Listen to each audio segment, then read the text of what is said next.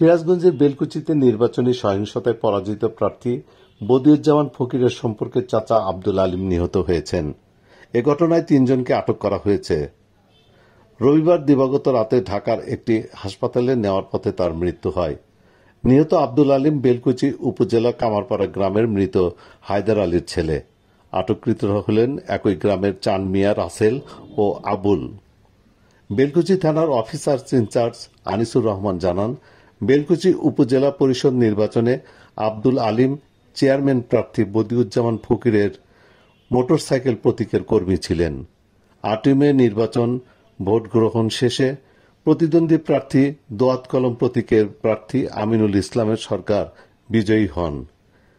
বিজয়ী হওয়ার পর তার কর্মী চান মিয়া, রাসেল, আবুল, বাবলু, মান্নান, সাদ্দাম ও খালেক মেম্বরের নেতৃত্বে আব্দুল আলিমের উপর হামলা চালানো হয়।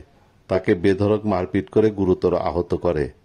ওই দিনই তাকে উদ্ধার করে বেলকুচি উপজেলা স্বাস্থ্য কমপ্লেক্সে ভর্তি করা হয়। অবস্থার অবনতি হওয়ায় খাজা ইউনুস আলী মেডিকেল কলেজ হাসপাতালে তাকে রেফার করে চিকিৎসকরা। সেখান থেকে রবিবার দিবাগত রাতে ঢাকায় নেওয়ার পথে তার মৃত্যু হয়। এ ঘটনার সাথে জড়িত ৩ জনকে আটক করা হয়েছে। এ ঘটনায় মামলার প্রস্তুতি চলছে। এলাকায় থমথমে অবস্থা বিরাজ করছে।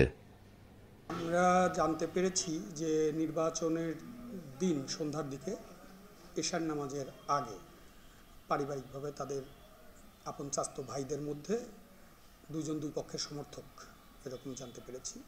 দুই ভাইয়ের মধ্যে মারামারির ঘটনা ঘটে। পরবর্তীতে তারা চিকিৎসা নেয়, কিন্তু তারা নিজেদের মধ্যে মারামারির ঘটনার বিষয়ে এই জন্যে পুলিশকে অবহিত করেনি।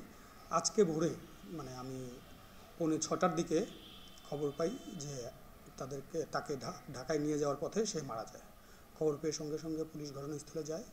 ঘটনাস্থলে যেয়ে মৌখিক অভিযোগ যতটুকু পেয়েছে তার ভিত্তিতে প্রধান অভিযুক্ত সহ 3 জনকে আটক করা হয়েছে। লাশের সুরতহাল রিপোর্ট প্রস্তুত করা হয়েছে। অভিযোগ প্রাপ্তি সাপেক্ষে পরবর্তী আইনগত ব্যবস্থা আমরা গ্রহণ করব।